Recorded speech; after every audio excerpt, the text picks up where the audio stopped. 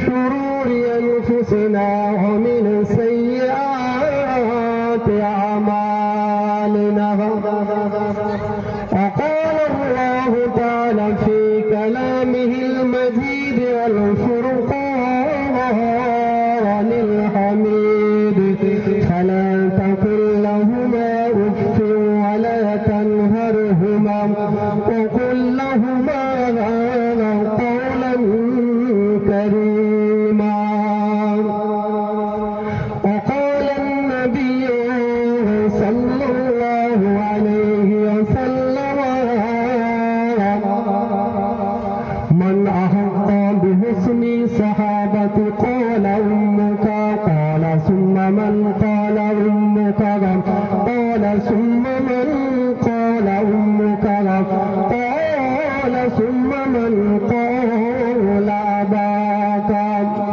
وقال الله تعالى في شان حبيبه مخبرا وآمرا: إن الله وملائكته يصلون على النبي يا أيها الذين آمنوا صلوا عليه وسلموا تسليما.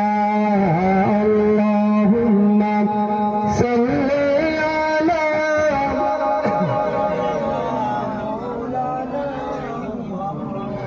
وعلى آل سيدنا محبت संगे اللهم صل على سيدنا مولانا محمد وعلى آله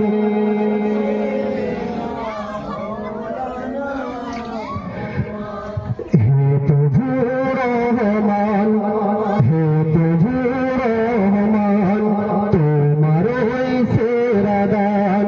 হে প্রভু রহমান, তোমার ওই সেরা দান। নূরানি আল কোরআন, নূরানি আল কোরআন, নূরানি আল কোরআন, নূরানি আল কোরআন। হে প্রভু রহমান, তোমার ওই সেরা দান। নূরানি আল কোরআন, নূরানি আল কোরআন। কোরআন তাই প্রমাণ দেয় নেই যে তাতে কোনো ভুল। হাকিকাত চার আয়াত সত্য পথ জ্ঞানের মূল। কোরআন তাই প্রমাণ দেয় নেই যে তাতে কোনো ভুল। হাকিকাত চার আয়াত সত্য পথ জ্ঞানের মূল। চার হরফে আছে মধু শান্তি যে অফুরান। চার হরফে আছে মধু শান্তি যে অফুরান। নূরানি আল কোরআন, নূরানি আল কোরআন। আল্লাহুম্মা সাল্লি আলা সাইয়্যিদিনা মাওলানা মুহাম্মদ ওয়া আলা আলিহি। কোরআন জ্ঞানের আধার, আল্লাহ মহাজ্ঞানী। সত্য পথের দিশা নেই যে পথে পবিত্র হবে। কোরআন জ্ঞানের আধার, আল্লাহ মহাজ্ঞানী। সত্য পথের দিশা দিলেন কোরআন খানি। পাঠ করিলে মধুর বাণী পবিত্র হবে প্রাণ। পাঠ করিলে মধুর বাণী পবিত্র হবে প্রাণ। নূরানি আল কোরআন, নূরানি আল কোরআন।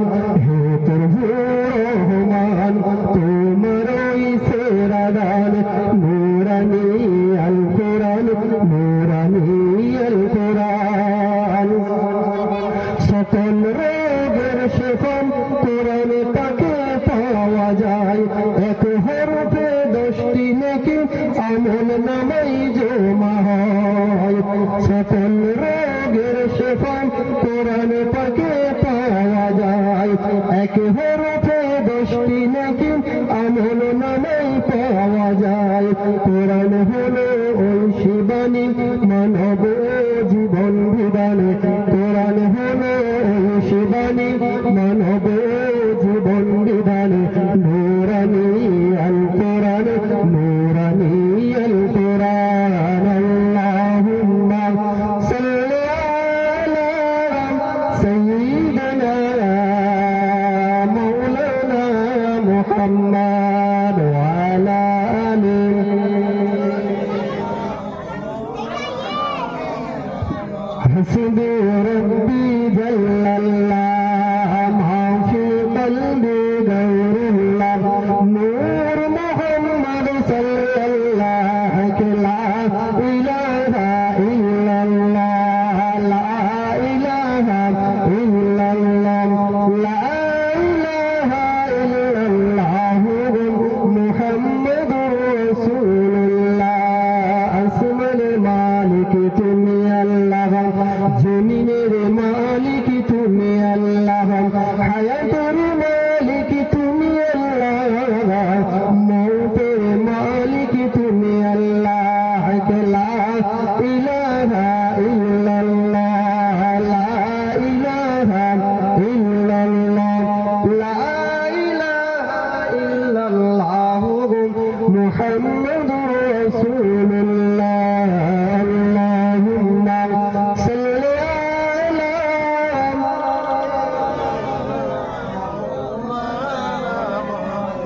ওয়া আলা আলিহি সাইয়্যিদিনা। উপস্থিত আজকের উলামায়ে কিরাম, আমার মুরব্বিয়ান বোনেরা, সামনে বসে থাকা জওয়ান যুবকেরা, পর্দার অন্তঃস্থলে অবস্থিত আমার মা ও বোনেরা ও আমার স্নেহের ছোট ছোট ভাই ও বোনেরা, সর্বপ্রথম শুকরিয়া জানাই শাবান মাসের অন্তিম লগ্নে আমরা আজ জলসা জুলুসের আয়োজন করেছি। আল্লাহ পাক আমাদেরকে এখানে আনিয়েছেন, বলুন আলহামদুলিল্লাহ।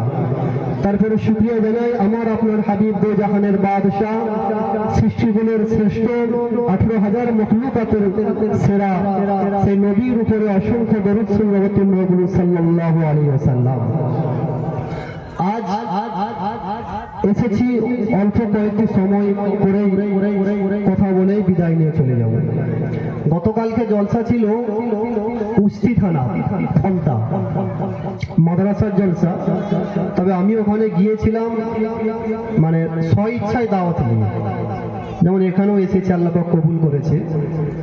ওখানে আমাকে তৈয়ব সিদ্দিকী মানে কাসেম সিদ্দিকীর ভাই তৈয়ব সিদ্দিকী, উনি হচ্ছে মাদ্রাসার হেড, উনি আমাকে সময় দিয়েছিল 10 মিনিট, 10 মিনিট, 1টা থেকে 1:10।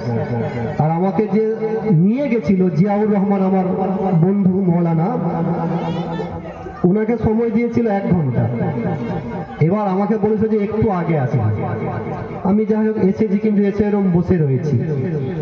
ও আমাকে দিয়েছিল 5 মিনিট আর আমার 10 মিনিট, 15 মিনিট। এবার আমার পরে যিনি বক্তা ছিলেন ওনার 1 ঘন্টা, যেহেতু ওনার আগে থেকে সিলেক্ট ছিল। আমি ওনাকে দেখেই কিয়াম শুরু করে দিয়েছি, কেন আমার এটা অভ্যাস নয়। জলসাই নতুন হলেও আল্লাহ পাক অনেক জায়গায় ঘুরিয়েছেন, কিন্তু সে অভ্যাস নয় যে একজনকে রেখে দিয়ে বক্তব্য দেওয়াটা আমার দ্বারাই কোনো দিনের জন্য হবেনি আর হবেনি। সকলের সম্মান আছে।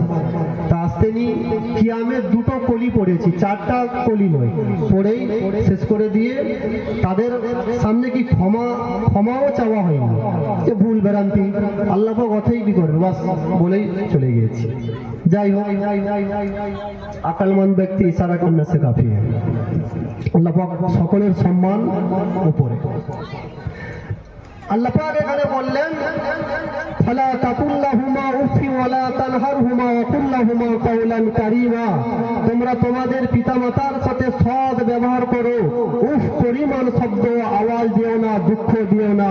ওয়ালা তানহারহুমা, তোমরা তোমাদের পিতামাতার উপরে লাঞ্ছিত অপমানিত করো না। অকুল্লাহুমা কাওলান কারীমা, তোমরা তোমাদের পিতামাতার সাথে কি করো, সদা সর্বদাই নরম সুরে, কমল সুরে কথা বলো। আমরা বলি তো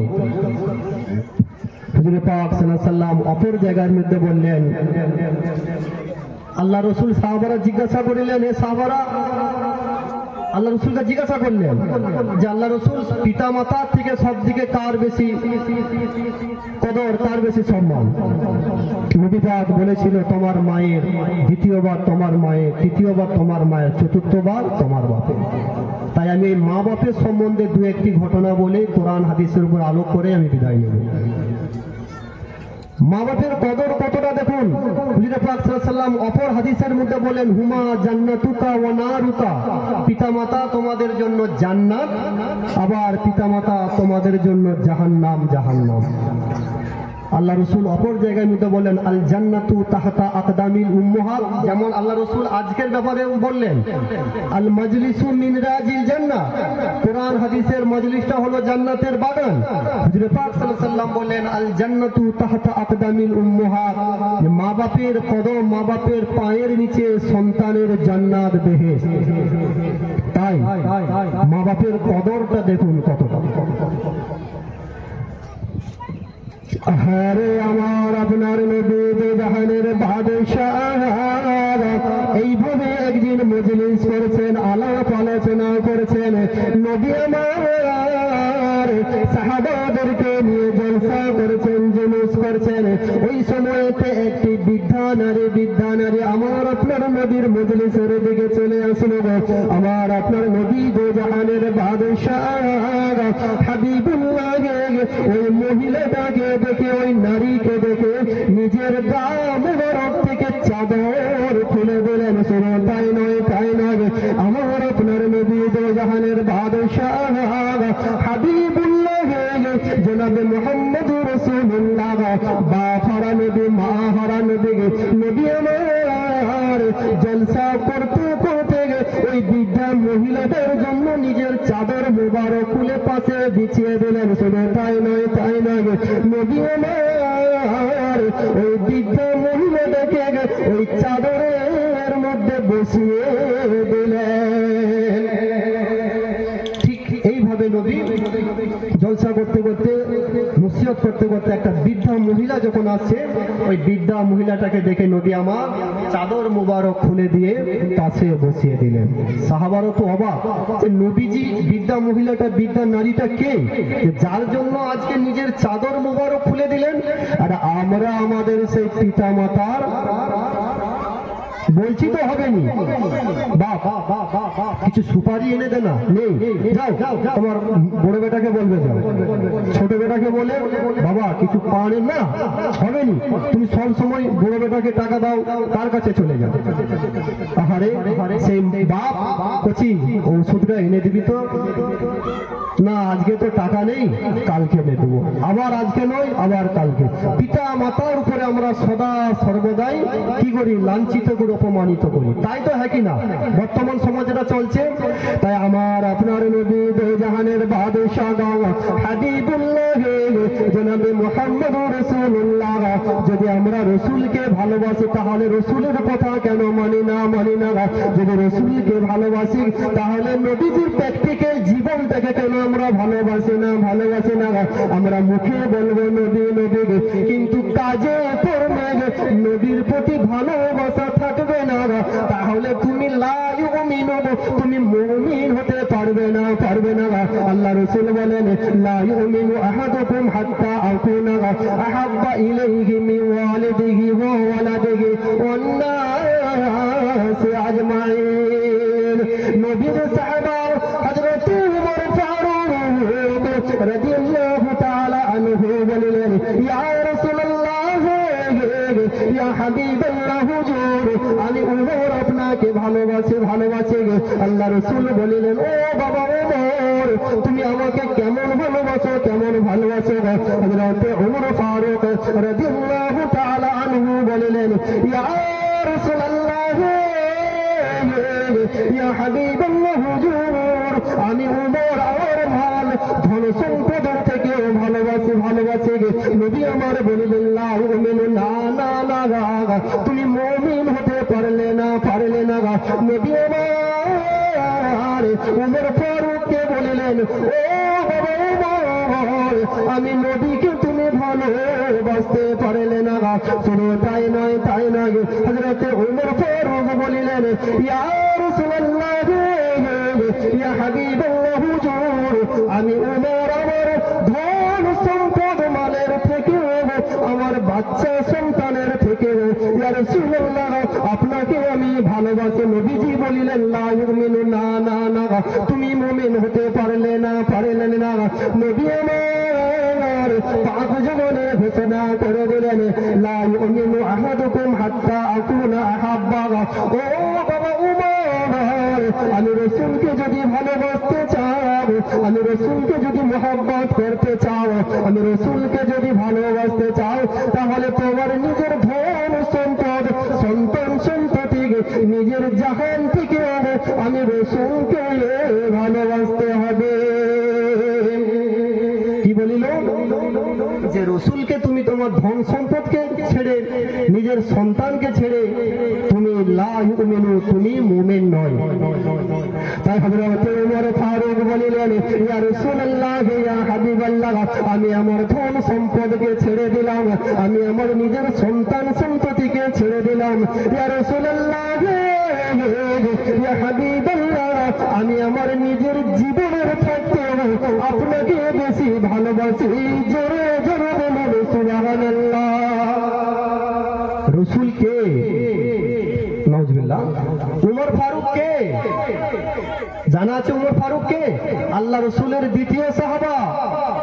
আল্লাহ রাসূল ঘোষণা করে দিলেন, লা বা'দা নবিয়্যা ইল্লা উমর, আমার পরে কোনো নবী কোনো রাসূল আসবে না। যদি আসতো ইল্লা উমর, তাহলে উমর আসতো। আসে উমর ফারুকের লোকাব, উমর ফারুকের উপাধি কি ছিল একবার বলুন? আল ফারুক। ফালিক জবর ফা, রাও পেশ রু, কাব্দ পেশ রু, কাব্দ পেশ কুন, ফারুকুন মানে ফারুক, বিচ্ছেদ करने वाला, ন্যায় অন্যায়ের পার্থক্য करने वाला। সেই উমর ফারুক রাদিয়াল্লাহু তাআলা আনহু কি বলেছিল, যে আমি আমার সব ছেড়ে দিয়ে রাসূল আপনাকে আমি ভালোবাসি। নবীজি বললেন, মুমিন মুমিন, তুমি হলো বিশ্বাসী বিশ্বাসী। আচ্ছা, এই যে আমরা হাজরে আসওয়াদ দেখেছি তো, যারা হজ করে এসেছে, এখানে হাজী সাহেব কে রয়েছে, এই যে আমরা হাজরে আসওয়াদ পাথরটা দেখেছি তো, উমর ফারুক বলে হাজরে আসওয়াদ। হাজরের কথা অর্থ হলো পাথর, আর আসওয়াদ মানে হচ্ছে কালো, আরবিতে কালো পাথর, ব্ল্যাক স্টোন। উমর ফারুক বলে, হাজরে আসওয়াদ, আমি তোকে চুম্বন দিতাম না রে, তোর কাছে আমার কোনো ভ্যালু নেই, তোর কাছে আমার কোনো সম্মান নেই। হ্যাঁ, আমি উমর ফারুক, আমার রাসূল তোকে বুশা দিয়েছে, আমার রাসূল তোকে চুমা দিয়েছে, তাই আমি উমরও তোকে চুমা দিলাম। জোরে বলুন সুবহানাল্লাহ। তাহলে কোন উমর? সেই উমর ফারুককে বলছে, উমর, এতক্ষণ তুমি মুমিন হলে, আজকে আমরা মুসলমান, বাড়িতে কোরআন আছে, কোরআন পড়তে আমরা জানি না। কোরআনের উপরে মাকড়সা, বাড়ি বাড়ি পড়তে গেলে দেখা যায়, মা কোরআন শরীফটা দাও, কেন মোবাইলে পড়লে লোক খারাপ ভাবে, কোরআন শরীফ আছে, কোরআন শরীফটা দাও, হুজুর ওখানে আছে, দেখি তো টিকটিকির পায়খানা ময়লা। আবার মুসাল্লাটা দাও, মুসাল্লাটা হুজুর ধোয়া নেই, এই বেড কভারে বসুন না, এটা ধোয়া আছে। আমাদের অবস্থা তাই শুধু তাই নয় আমার আপনার রাসূল দো জাহানের বাদশাহ, ওই বৃদ্ধা মহিলাদেরকে পাশে বসালেন, পাশে বসিয়ে কিছু আলাপ আলোচনা করলেন। ওই বৃদ্ধা মহিলা দেখে নবী আমার কিছু হাদিয়া তোহফা দিয়ে বিদায় করে দিলেন। বিদায় করার পরে সাহাবারা জিজ্ঞাসা করলেন, ইয়া রাসূলুল্লাহ, ইয়া হাবিবাল্লাহ, হুজুর, আমাদের মনে একটি প্রশ্ন জাগে, ইয়া রাসূলুল্লাহ, ইয়া হাবিবাল্লাহ, হুজুর, আপনি বিআদবি মাফ করবেন, বিআদবি মাফ করবেন। ওই বৃদ্ধা মহিলাটা কে ছিল, যার জন্য আপনি আপনার চাদর মোবারক খুলে দিলেন? ইয়া রাসূলুল্লাহ, ইয়া হাবিবাল্লাহ, হুজুর, ওই বৃদ্ধা নারীটা কে ছিল, যার জন্য আপনি আপনার চাদর মোবারক খুলে দিলেন? নবী আমার পাক জবানে ঘোষণা করেছিলেন, ও আমার সাহাবারা, ও আমার সাথী সঙ্গীরা, শুনে নিন, ওটা কোনো অন্য কোনো মহিলা নয়, অন্য কোনো নারী নয়, ও আমার সাহাবারা, ওটা ছিল আমার দুদুমা মা হালিমা, হযরত হালিমাতুস সাদিয়া রাদিয়াল্লাহু তাআলা আনহা। ও আমার সাহাবারা, আমি নবী মোহাম্মদ মায়ের গর্ভে যখন ছিলাম তখন বাপকে হারালাম। ও আমার সাহাবারা, আমি আমার মাকে নিয়ে 6 বছর বয়সে আমার বেটি উম্মে আইমানের সঙ্গে করে নিয়ে আমি আমার বাপের কবর জিয়ারত করতে গেলাম। ও আমার সাহাবারা, ওইখানে আমি আমার মাকে হারিয়েছিলাম। ও আমার সাহাবারা, ওই দুধ মাতা হলো হযরতে হালিমাতু সাদিয়া। জোরে জোরে বলুন সুবহানাল্লাহ। দুধমা মানে কে জানেন তো? নবীজি যার স্তন থেকে দুধ পান করেছিলেন। দুধ মার জন্য যদি নবীজির এত ভালোবাসা, এত আবেগ, এত সম্মান, এত তাজিম, আর আমি আপনি 10 মাস 10 দিন মায়ের গর্ভে থেকে কত লাখ কত অন্যায় করেছি, দুষ্টুমি করেছি। আহারে মা শান্তিতে না খেতে পাচ্ছে, না ঘুমাতে পারছে, না কিছু ভালো জিনিস খাবে, মায়ের পেটের যন্ত্রণা, ওষুধ খেলে তো বাচ্চার ক্ষতি হবে, তাও খায়নি। মা আবার 10 মাস 10 দিন গর্ভপাত করার পরে সন্তান জন্ম নিল। সন্তানকে দেখে মায়ের সব ব্যথা বেদনা দূর হয়ে গেল। আবার আল্লাহ পাক মায়ের গর্ভে উষ্ণ খাবার, যে খাবার দুনিয়াতে নেই, না গরম না ঠান্ডা, দুধের ব্যবস্থা করে দিল। আর আজকে আমি আপনি সেই মাকে ছেড়ে, সেই বাপকে ছেড়ে কত জুলুম অন্যায় কাজের মধ্যে লিপ্ত রয়েছি। তাই তো আমরা আমাদের বাপ মাকে ভালোবাসি তো। কেন রসুল বললেন হুমা জান্নাতুকা, মা বাপ তোমাদের জন্য জান্নাত আর মা বাপ তোমাদের জন্য জাহান্নাম। আহারে শুধু তাই নয় 1 তারিখে হযরত বায়েজিদ বুস্তামি রাহমাতুল্লাহ আলাইহি বাচ্চা ছিল, তার মা তাকে ডাকিল, ও বাবা বায়েজিদ, আমি তোর মা, আমাকে একটু পানি দিয়ে যা। ও বাবা বায়েজিদ, আমাকে পানির তেষ্টা পেয়েছে বাবা, একটু আমাকে পানি দিয়ে যা। হযরত বায়েজিদ বুস্তামি রাহমাতুল্লাহ আলাইহি বাড়ির মধ্যে পানি খুঁজলেন, পানি পাই না। হযরত বায়েজিদ বুস্তামি রাহমাতুল্লাহ আলাইহি ঘর থেকে বাহির হয়ে একটু দূরে গিয়ে পানির ব্যবস্থা হলো। শুধু তাই নয় হযরত বায়েজিদ বুস্তামি রাহমাতুল্লাহ আলাইহি পানি এনে দেখলো প্রাণের আম্মাজান ঘুমিয়ে রয়েছে, প্রাণের আম্মাজান বিশ্রাম করছেন। হযরত বায়েজিদ বুস্তামি রাহমাতুল্লাহ আলাইহি বলিলেন, আমি বায়েজিদ, আমি আমার মায়ের উপরে কত অন্যায় বিচার করেছি, আমার মা আমাকে পানি চেয়েছে, আমি বায়েজিদ আমার মাকে পানি খাওয়াতে পারলাম না। রব্বুল আলামিন আল্লাহ, আমি বায়েজিদ আমার মায়ের সাথে অন্যায় বিচার করেছি। ছোট্ট বাচ্চা দেখুন মায়ের দোয়াতে আল্লাহর ওলি হয়ে যায়। বায়েজিদ বুস্তামি বলল, বাবা একটু আমার জন্য পানি 1 গ্লাস নিয়ে আই না, আমি খাবো। বায়েজিদ বুস্তামি খুঁজে পানি যখন এনে দেখলো, খুব সংক্ষেপে বলছি, এনে দেখলো যে মা ঘুমিয়ে গেছে। তাই ছোট্ট বাচ্চা বলছে, যদি আমি আর মাকে যদি জাগ্রত করি তাহলে আমার মা তো ঘুমের ব্যাঘাত ঘটবে, আমার মায়ের বিশ্রামের ব্যাঘাত ঘটবে। তাই আমি বায়েজিদ যদি আবার ঘুমিয়ে পড়ি, এখান থেকে যদি চলে যাই, তাহলে আমার মা যদি জানি না কোন মুহূর্তে উঠে তো পানি চাইবে, তাই আমি বায়েজিদ দিতে পারবো না, তাই আমার মা কত কষ্ট পাবে। শুধু তাই নয় হযরত বায়েজিদ বুস্তামি রাহমাতুল্লাহ আলাইহি পানি নিয়ে দাঁড়িয়ে রইলেন। রাত যখন গভীর হলো, ঘন্টার পরে ঘন্টা কেটে যায়, রাত যখন গভীর হলো, হযরত বায়েজিদের মা ঘুমিয়ে রয়েছে, আর বায়েজির ছোট্ট বাচ্চাটা মাকে পানি খাওয়ানোর জন্য পানির গ্লাস নিয়ে রয়েছে। হযরত বায়েজিদ বুস্তামি রাহমাতুল্লাহ আলাইহির মা এমন অবস্থায় ঘুম থেকে জাগ্রত হয়ে বলিল, ও বাবা বায়েজিদ, কি ব্যাপার, তুমি ঘুমাও না কেন? হযরত বায়েজিদ বুস্তামি রাহমাতুল্লাহ আলাইহি বলেছিলেন, ও আমার আম্মাজান, তুমি আমাকে পানি চেয়েছিলে, আমি বায়েজিদ অনেক ছুটাছুটি করে পানি নিয়ে আসলাম। ও আমার আম্মাজান, আমি যদি তোমাকে জাগ্রত করে দিতাম, তোমার ঘুমের ব্যাঘাত ঘটতো গো, তোমার আরামের ব্যাঘাত ঘটতো গো। আমি বায়েজিদ পানি নিয়ে দাঁড়িয়ে রয়েছি গো, না জানি আমার মা কখন ঘুম থেকে উঠবে, আমি আমার মাকে পানি খাওয়াবো। বাইজিদের মা অবাক, কি ব্যাপার তুমি এখনো দাঁড়িয়ে আছো?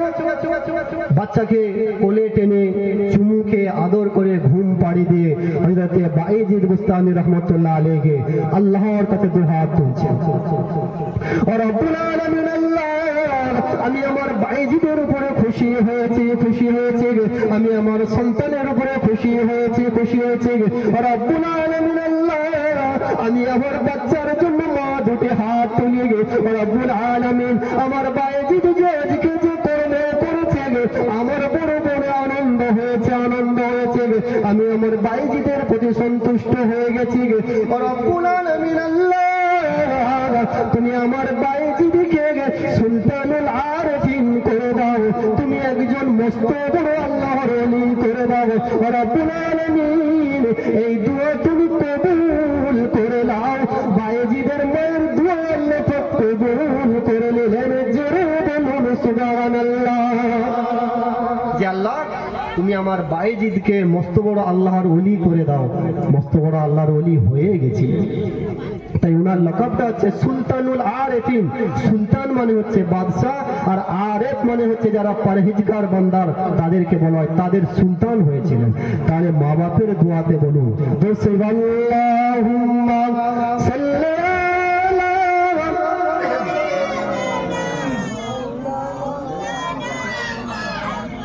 আলা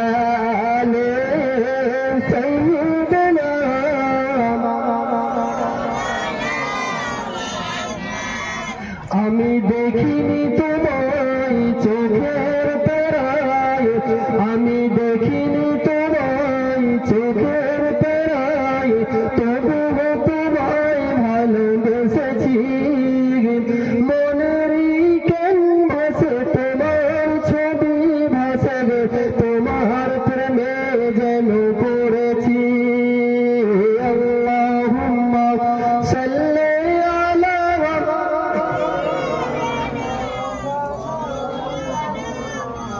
وعلى آل سيدنا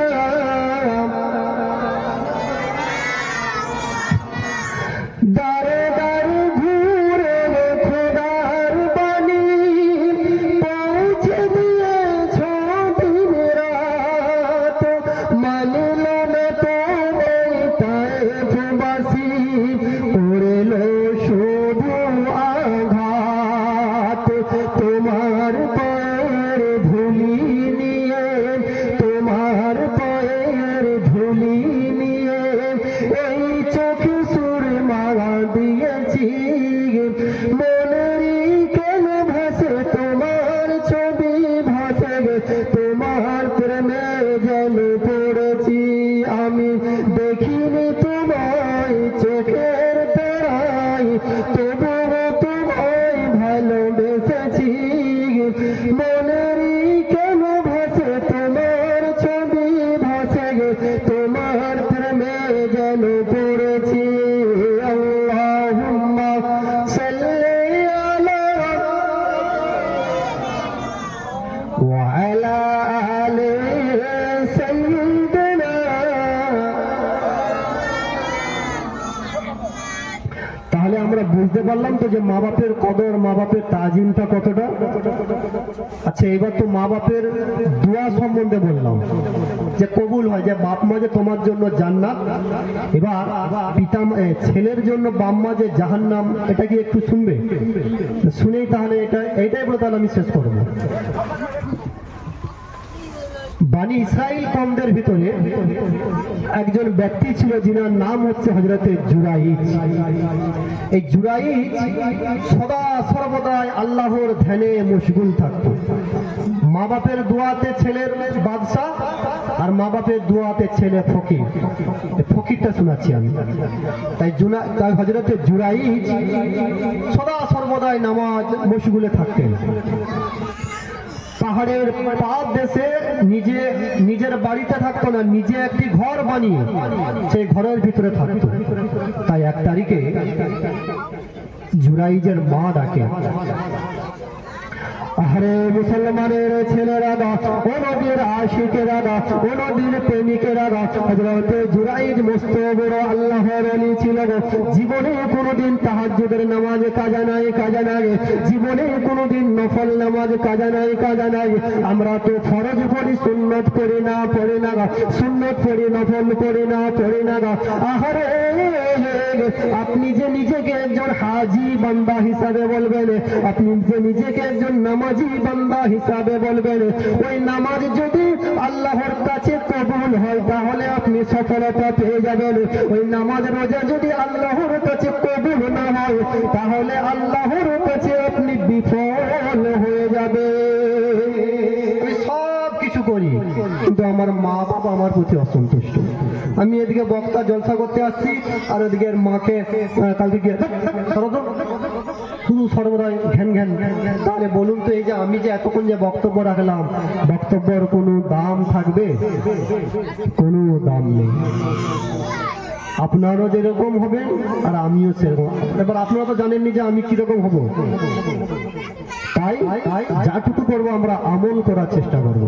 তাই হযরতে জুরাইজের মা ডাকে, ও বাবা জুরাইজ, আয় আমাকে 1 গ্লাস পানি দিয়ে যা। হযরতে জুরাইজ তখন নামাজ পড়ছেন, আল্লাহর ধ্যানে মশগুল আছেন। হযরতে জুরাইজ ভাবলো, আমি যদি নামাজ ছেড়ে দেই, আমি যদি নামাজ ছেড়ে আমার মায়ের ডাকে সাড়া দেই তাহলে নামাজ ছেড়ে চলে যাবে গে। না, আমি জুরাইজ নামাজ ছাড়বো না গা।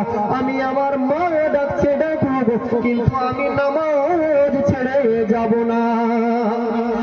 জুরাইজের মা কি বলে, বাবা আয় না, একবার এসে আমাকে পানি দিয়ে যা। জুরাইজ বলে, আমি নামাজ পড়বো, নামাজ ছেড়ে যাবো না, যাবো না। শুধু তাই নয়, আপনাদেরকে কোনো বানাওয়াট ঘটনা বলছি না, কিতাবের ঘটনা তুলে ধরেছে গে। হযরতে জুরাইজের মা দ্বিতীয়বার ডাকে, ও বাবা জুরাইজ, আমি তোর জনম দুঃখিনী মা ডাকি গে। ও বাবা জুরাইজ, আয় একবার আমার কাছে আয়। বাবা জুরাইজ, তুই আমার ডাকে সাড়া দে গে। হযরতে জুরাইজ মায়ের ডাকে সাড়া না দিয়ে গে আল্লাহর নামাজে মশগুল থাকলেন, তথাপিও মায়ের ডাকে সাড়া দিলেন না। মায়ের ডাকে সাড়া দেয়নি, নামাজ করতে ব্যস্ত। শুধু তাই নয়, তৃতীয়বার জুরাইজের মা ডাকে, ও বাবা জুরাইজ, আমি তোর মা থেকে এতবার ডাকি, তোকে এতবার আমি হাঁক দেই বাবা রেগে, একবার আমার কাছে আয়। ও বাবা জুরাইজ, আমি তোর জনম দুঃখিনী মা, তোকে ডাকি একবার আমার কাছে আয়, আমার কাছে এসে একটু বস। হযরতে জুরাইজ নামাজ পড়তে ব্যস্ত থাকলেন, কিন্তু মায়ের ডাকে সাড়া দিলেন না, মায়ের ডাকে আহ্বান দিলেন না। হযরতে জুরাইজ নামাজে মশগুল থাকলেন। জুরাইজের মা দুঃখ ভরা হাত নিয়ে রবের কাছে দুহাত তুলে দোয়া চায়, ও রব্বুল আলামিন আল্লাহ, দয়াময় গফুর রহিম আল্লাহ, আমি জুরাইজের মা জুরাইজকে ডেকে জুরাইজ সাড়া দেয়নি গে। ও রব্বুল আলামিন আল্লাহ, আমি জুরাইজের জন্য তোমার কাছে বদদুয়া চাই। ও রব্বুল আলামিন আল্লাহ, তুমি আমার জুরাইজকে একটি মহা ফিতনার মধ্যে জড়িয়ে দিবে। তুমি আমার জুরাইজকে একটি খারাপ কাজের সঙ্গে জড়িয়ে দিবে। আহারে মায়ের দোয়া আল্লাহর কাছে কবুল হয়ে যায়। কি বললো যে আমার ডাকে সাড়া দেয়নি, তাই জুরাইজকে এমন একটি ফিতনার মধ্যে জড়িয়ে দাও সেখান থেকে না যেন মুখ দেখাতে পারে। আমরা সকলেই জানি যে আল্লাহ রাসূলের বিখ্যাত সাহাবা হযরতে আলকামা মুমূর্ষু অবস্থায় বিছানায় পড়ে রয়েছে, মুখে কলমা আসছে না।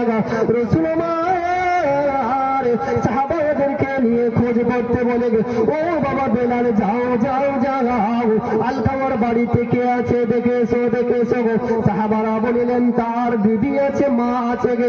ও আমার সাহাবারা চলো চলো চলো আমি রসুল যাবো গো। আমার আপনার রসুল তো জাহানের বাদশাহ আলকামার বাড়িতে চলে আসলো গো। ও বাবা আলকামার পরিবারেরা, ও বাবা আলকামার পরিজনেরা, আলকামা কেমন মানুষ ছিল, কেমন মানুষ ছিল গো। বিবি বলে ইয়া রাসূলুল্লাহ ইয়া হাবিবাল্লাহ হুজুর, আলকামা সদা সর্বদাই ভালো ছিল, নামাজ পড়তো, রোজা রাখতো গো। তা সত্ত্বেও কেন আলকামার জবানে কলমা আসে না নবী আমার বলিল আমার সাহাবারা আলকামার কি কোনো বাপ মা আছে গে? সাহাবারা বলিলেন ইয়া রাসূলুল্লাহ ইয়া হাবিবাল্লাহ আলকামার মা রয়েছে গে। আল্লাহ রসুল সাহাবাদেরকে নিয়ে চলে যায়। ও মা, ও বুড়িমা, আমি আলকামার হয়ে এসেছি গে, বলো বলো তোমার ছেলে কেমন ছিল, কেমন ছিল গো? আমার ছেলে ভালো ছিল, ভালো ছিল গো। হঠাৎ করে বলতে বলতে আলকামার মা ডুকরে ডুকরে কেঁদে উঠে ইয়া রাসূলুল্লাহ ইয়া হাবিবাল্লাহ হুজুর, আমি আলকামার মা, আমার ডাকে সাড়া দিত না, সাড়া দিত না গো। আমি আলকামার মা, আমার ডাকে সাড়া না দিয়ে সদা সর্বদাই বউর কথা শুনতো গো, সদা সর্বদাই স্ত্রীর কথা শুনতো। ইয়া রাসূলুল্লাহ ইয়া হাবিবাল্লাহ হুজুর, আমি আলকামার মা, আমার ডাকে সাড়া দেয় না। ইয়া রাসূলুল্লাহ আলকামা ভালো ছিল, সব ছিল, কিন্তু আমাকে আমার কথা মানত না, শুধু সদা সর্বদাই স্ত্রীর কথা শুনতো। তাই আপনি মাফ করে দেন আপনার ছেলেকে। না, ছেলেকে আমি মাফ করবো না। আল্লাহ রসুল বললো হে সাহাবারা কাঠ নিয়ে আসো, কাঠ নিয়ে এসে আগুন ধরাও, চলো আলকামা হয়ে আগুনের উপর ফেলে দাও। আহারে শুধু তাই নয় রসুল আমার পাক জবানে বলার সঙ্গে সঙ্গে সাহাবারা কাঠ জোগাড় করিল, জ্বালানি জোগাড় করিল, আগুন তৈয়ার হয়ে গেল। এমত অবস্থা আলকামাকে আগুনের মধ্যে ফেলা হবে গে, আলকামাকে আগুনের মধ্যে ফেলা হবে গে। হযরতে আলকামার মাকে দেখে বলে ইয়া রাসূলুল্লাহ ইয়া হাবিবাল্লাহ হুজুর, আমি আলকামাকে আগুনের মধ্যে ফেলবেন না ইয়া রাসূলুল্লাহ ইয়া হাবিবাল্লাহ হুজুর, আমি আলকামাকে বহু ভালোবাসি, আমি আলকামার উপরে খুশি হয়ে গেলাম। জোরে জোরে বলুন সুবহানাল্লাহ। মায়ের মন তো পৃথিবীর সব ছুঁড়ে ফেলে দিবে, রাত্রে বাপের ভয়েতে ঘরে আসবনি, মা যতই রাগ করুক মা কিন্তু শুধু উসগুস করবে কখন আমার বাচ্চাটা বাইরে আসবে। আলকামার মা আলকামার উপরে খুশি, জবানে কলমা শরীফ উচ্চারিত হয়ে আলকামা মারা গেল। তাই শুধু তাই নয় হযরতে জুরাইজ ওই পাহাড়ের উপরে রয়েছে গে। এমন অবস্থায় মায়ের দোয়া আল্লাহর কাছে কবুল হয়ে গিয়েছে গে। একজন অতি সুন্দরী মেয়ে চলে যায় হযরতে জুরাইজের দরজায়, কথা মারে কে তুমি কে? হযরতে জুরাইজ খুলে দেখলো একজন অতি সুন্দরী মেয়ে নারী রয়েছে। কি ব্যাপার? ওই নারী বলিল জুরাইজ আমি তোমার সঙ্গে মিলন করতে চাই, আমি তোমার সঙ্গে জেনা করতে যাই। হযরতে জুরাইজ বলিলেন না না না, তুমি চলে যাও বাহির হয়ে যাও। শুধু তাই নয় ওই সুন্দরী মেয়ে নামতে পাহাড়ের এক কোণে একটি রাখালের ঘর ছিল। ওই রাখালের ঘরে যখন টকা মারে রাখালের ঘরে টকা মারার সঙ্গে সঙ্গে ওই রাখাল যখন বার হলো বাহির হয়ে দেখলো একটি সুন্দরী মেয়ে। কি ব্যাপার? না তোমার সঙ্গে আমি জেনা করতে যাই। রাখাল বলল মানে মেঘ না চাইতে বৃষ্টি, তাহলে এসো আমরা দুজনে জেনা করি। জেনা করলো, জেনা করার পরে বেশ কিছুদিন চলে যায়। 3 মাস পরে দেখা গেল সেই যে অতি সুন্দরী যুবতী নারীর পেটে গর্ভে বাচ্চা। পাড়া প্রতিবেশীরা বললো কি ব্যাপার রে, তোর এই অবস্থা কেন? না ওই যে জুরাইজ আমার সাথে কুকর্ম করেছে, আমার সাথে জেনা করেছে, জেনার ঔরসের সন্তানটা আমার পেটে। তাই সবাই জানতো যে জুরাইজ একজন মস্ত বড় আল্লাহর ওলি, মস্ত বড় সুফি জ্ঞান সবসময় যেটা দেখে আসছে। তাহলে ডালমে কুচ কালে তাহলে পৃথিবীতে তাহলে এইরকম পাপ কাজ করতো? মারতে মারতে মারতে মারতে পাহাড় থেকে জনসমুখে নিয়ে চলে আসলো। আচ্ছা আপনারা বলুন তো, সেই জামানায় জেনা করলে কি শাস্তি হয়? বা এখনো রয়েছে আমাদের মুসলিম দেশগুলোতে, হত্যা করা হবে, কতল করা হবে। তাই ঘোষণা হয়ে গেল জুরাইজকে হত্যা করা হবে, কতল করা হবে। হযরতে জুরাইজ বলল, ভাই আমাকে তো কতল করবে, হত্যা করবে, তার আগে আমাকে 2 রাকাত নামাজ পড়ার তৌফিক। শুধু তাই নয়, তাই নয়, ও আমার মুসলমানের মা বোনেরা গা, ও আমার মুসলমানের জওয়ানেরা, যুবকেরা গা, ও আমার নবীর আশিকেরা গা, ও নামাজি বান্দা বান্দিরা গা, কান খাড়া করে শুনে নিন, শুনে নিন। আল্লাহ রাসূল সাল্লাল্লাহু আলাইহি সাল্লাম বলেন, হুমা জান্নাতুকা ওয়া নারুকা, মা বাপ তোমাদের জন্য জান্নাতে, মা বাপ তোমাদের জন্য জাহান্নাম। হযরত রাসূল সাল্লাল্লাহু আলাইহি সাল্লাম বললেন, তোমরা তোমাদের পিতা মাতার উপরে সদা সর্বদাই নরম কোমল অবস্থায় তোমরা ব্যবহার করবে, পিতা মাতার উপরে তোমরা সদা সর্বদাই কঠোরতা করবে না, করবে না। তাই হযরত জুরাইজ রাহমাতুল্লাহ আলাইহি নামাজ পড়ে আল্লাহর কাছে দুহাত তুলে দোয়া চাই, রব্বুল আলামিন আল্লাহ, আমি জুরাইজ দুহাত তুলে তোমার কাছে দোয়া চাই, রব্বুল আলামিন আল্লাহ, তোমার জাতের কসম খেয়ে বলছি আল্লাহ, তুমি তো জানো জুরাইজ কি, জুরাইজ কি, রব্বুল আলামিন আল্লাহ, আমি জুরাইজ দুহাত তুলে দোয়া চাই, এতগুলি মানুষের কাছে আমাকে লাঞ্ছিত অপমানিত করবেন না, করবেন না। আহারে শুধু তাই নয়, তাই নয়, মহান রব্বুল আলামিন ইলহাম পাঠালেন, খবর পাঠালেন, জিবরিল যাও যাও যাও, তুমি আমার জুরাইজকে বলে দাও সে যেন ওই মায়ের গর্ভের দিকে ইশারা করে বলে, ওই মায়ের গর্ভের বাচ্চা বলে দিবে তার প্রকৃতপক্ষে বাপকে। জুরাইজ বলল, আল্লাহ তুমি তো সব কিছু জানো যে আমি নিষ্পাপ নির্দোষ, আমার কোনো দোষ নেই, অন্যায় নেই, কিন্তু ওর পেটে বাচ্চা তো আমার নয়। তাই জুরাইজ বলল, ওই বাচ্চা আজকে বলবে। সকলে বলল, তুই কি পাগল আছিস? আচ্ছা 3 মাসে কি বাচ্চার হাত পা হয়? গঠনটা শুধু তৈরি হয়, গঠনটা তৈরি হয়, মিনিমাম 6 মাসে বা 5.5 মাস, 6 মাসের ওপরে তার হাত পা পূর্ণাঙ্গ তৈরি হয়ে যায়। তাই জুরাইজ বলল, হ্যাঁ আল্লাহর হুকুমে বলবে। ওই মহিলাটার গর্ভের দিকে বলে, এই বাচ্চা বল তোর জন্মদাতা বাপকে, বলে না। জুরাইজ কাছে ডাকলো, কাছে ডেকে শাহাদাতের আঙুলে বলে, বল তোর জন্মদাতা বাপকে, বলে ওই যে আল্লাহ পাক সে পেট থেকে বাচ্চার মুখ থেকে আওয়াজ দিচ্ছে, ওই যে দূরে যে রাখাল রাই দাঁড়িয়ে আছে, ওই হলো আমার প্রকৃতপক্ষে বাপ, ওই হলো আমার জন্মদাতা বাপ।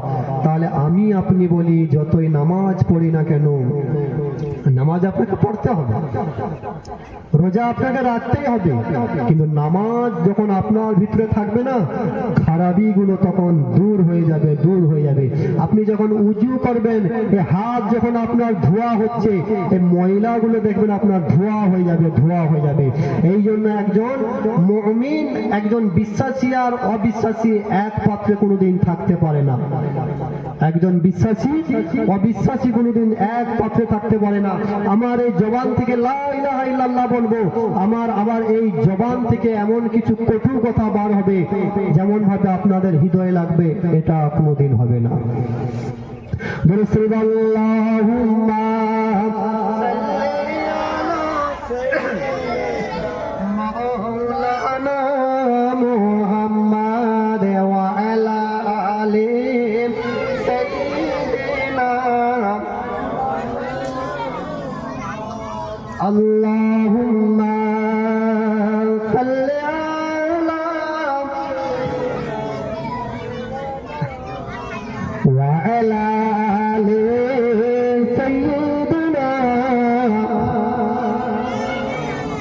हमने आँखों से देखा, हमने आँखों से देखा,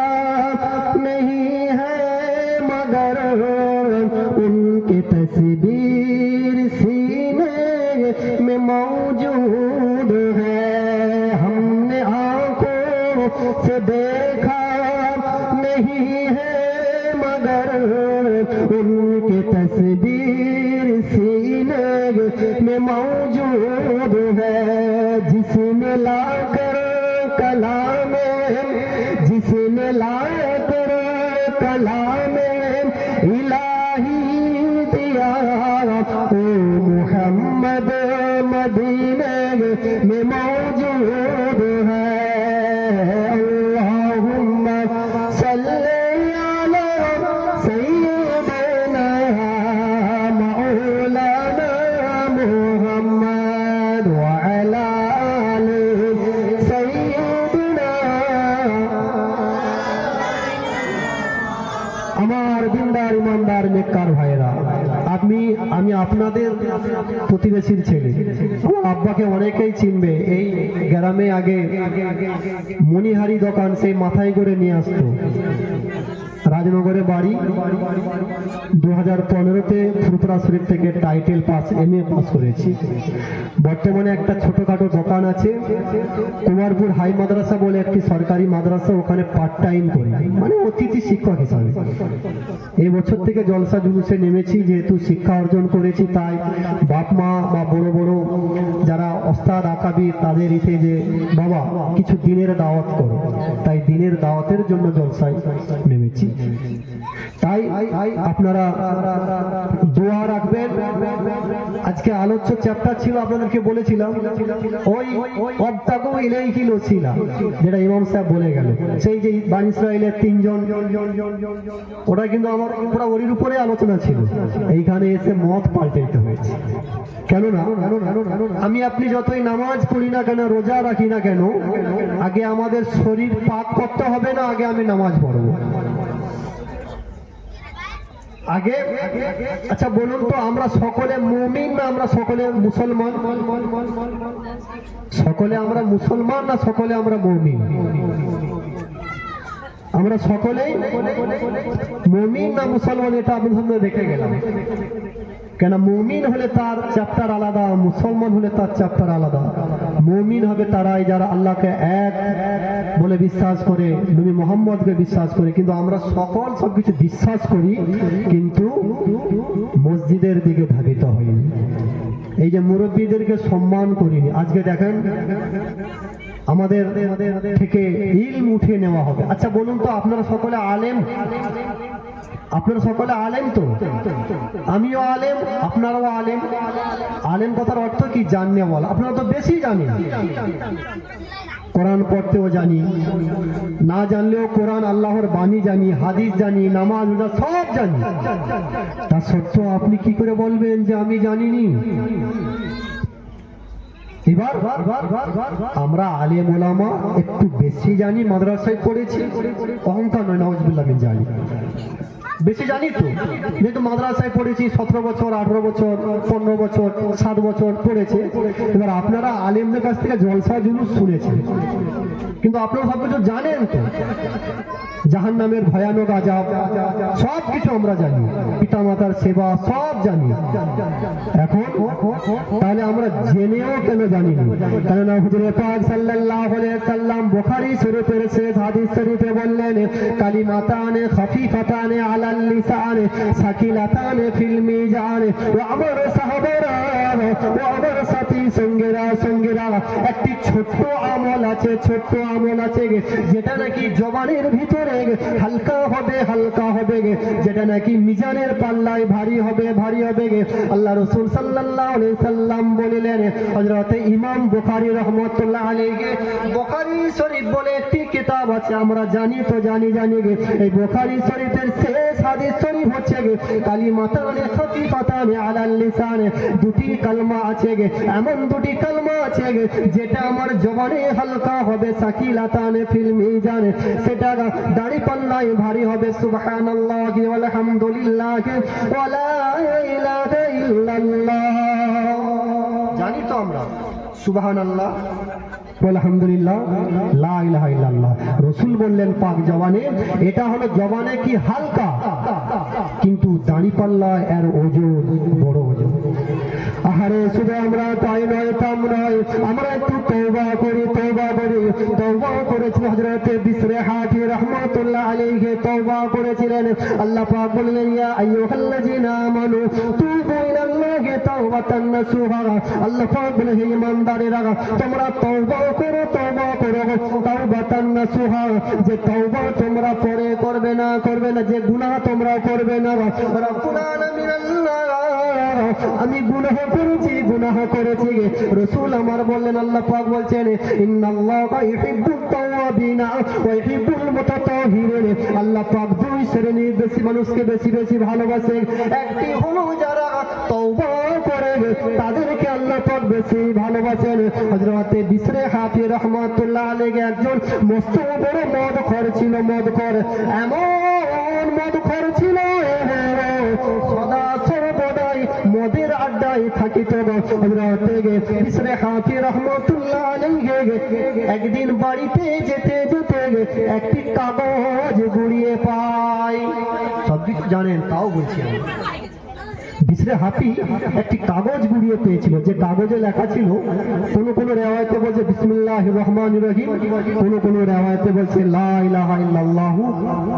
ঠিক আছে, তাই হযরত বিশরে হাফি রাহমাতুল্লাহ আলাইহি সেই জামানার মস্ত বড় ইমাম ছিল। কে বলুন তো? খুব সংক্ষেপে, হযরত হাসান বাসরি রাহমাতুল্লাহ আলাইহি। হাসান বাসরি রাহমাতুল্লাহ, আচ্ছা আপনারা বলুন তো, যদি স্বপ্ন দেখায় আমি একজন মদখোর, যদি বলে, এই আব্দুল্লাহ, ওই উমুক আব্দুল্লাহকে গিয়ে আমার সালাম জানিয়ে দাও, তুমি তখন কি বলবে?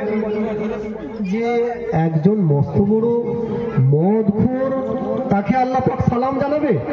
এটা তো হতে পারে না। তাই হযরতে বিশরে হাফি রাহমাতুল্লাহ আলাইহির ব্যাপারে হযরতে হাসান বাসরির কাছে আল্লাহ পাক স্বপ্নে জানালেন, ও হাসান বাসরি, যাও বিশরে হাফিকে আমার সালাম জানিয়ে দাও, বিশরে হাফিকে আমার সালাম জানিয়ে দাও। হযরতে বিশরে হাফি রাহমাতুল্লাহ আলাইহির দরবারে হযরতে হাসান বাসরি রাহমাতুল্লাহ আলাইহি চলে আসলো। চলে এসে খুব সংক্ষেপে মদখানায় বলিল, বাবা, তোমাদের ভিতরে বিশরে হাফি কে আছে? ওই দেখো বিশরে হাফি তখন মদে চুর রয়েছে। আল্লাহ রাসূল আল্লাহ পাকের হুকুমে হযরতে হাসান বাসরি বলে, ও বাবা বিশরে হাফি, বলো তোমার জীবনে কি এমন ভালো কাজ ছিল? তুমি তোমার জীবনে কি এমন ভালো কাজ করেছো? হযরতে বিশরে হাফি বললেন, ও হাসান বাসরি রাহমাতুল্লাহ আলাইহি, আমি বিশরে হাফি জীবনে ভালো কাজ করি না, সদা সর্বদাই মদে আমি চুর থাকতাম। তবে আমি একদিন বাড়ি যাওয়ার পথে একটি কাগজ গড়িয়ে পাই, যার মধ্যে আরবি লেখা ছিল। সেই কাগজকে আমি সম্মান করিলাম, তাজিম করে আমি এক জায়গায় রেখে দিলাম। হযরত হাসান বাসরি রাহমাতুল্লাহ আলাইহি বলে, চলো বাড়ির মধ্যে চলো।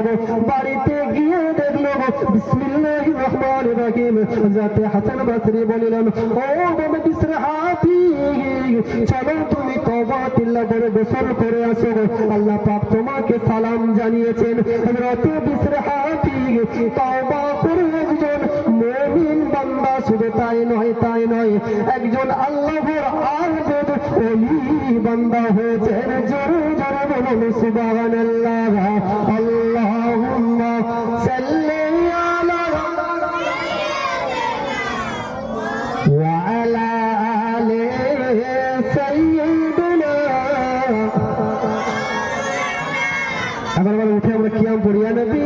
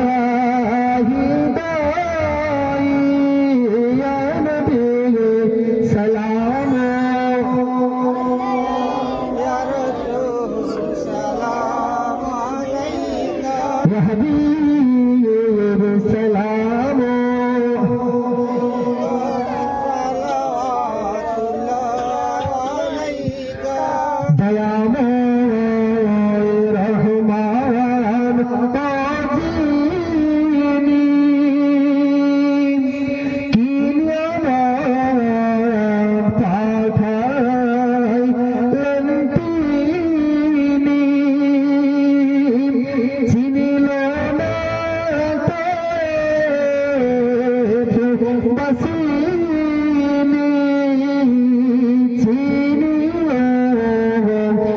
বনের হরিণী নবী সালাম রসূল সালাম ইয়া হাবিব সালাম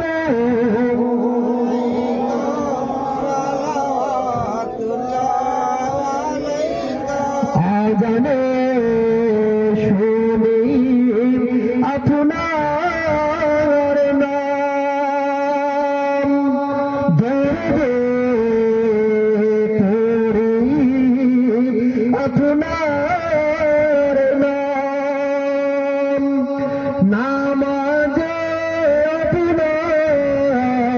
আপনাকে সালাম আপনি যে নূরে মুজাশশাম ইয়া নবী সালাম ইয়া রাসূল সালাম ইয়া হাবিব সালাম সালাতুল্লাহ আলাইকা ইয়া রাব্বি সাল্লি মারহাবা সাল্লাল্লাহু আলাইহি ওয়াসাল্লাম। ভাই আমরা যে দূরে দূরে রয়েছি, আমরা না থেকে চলে আসি। আমাদের খুবই পরিচিত এলাকার মানুষ, বয়োজ্যেষ্ঠ মানুষ এসেছে, উনি ওয়াজ নসিহত করবেন। আর আমার যদি কোনো বলার মধ্যে ভুল বেয়াদবি হয় তাহলে আল্লাহর রাস্তায় আপনারা মাফ করে দেবেন। নিজের ছোট ছোট ভাই হিসাবে, ছেলে হিসাবে আল্লাহ পাক আমাদেরকে যা কিছু বলালেন যেন আমরা আমল করি, এই বলে আমি বক্তব্য শেষ করছি। আল্লাহুম্মা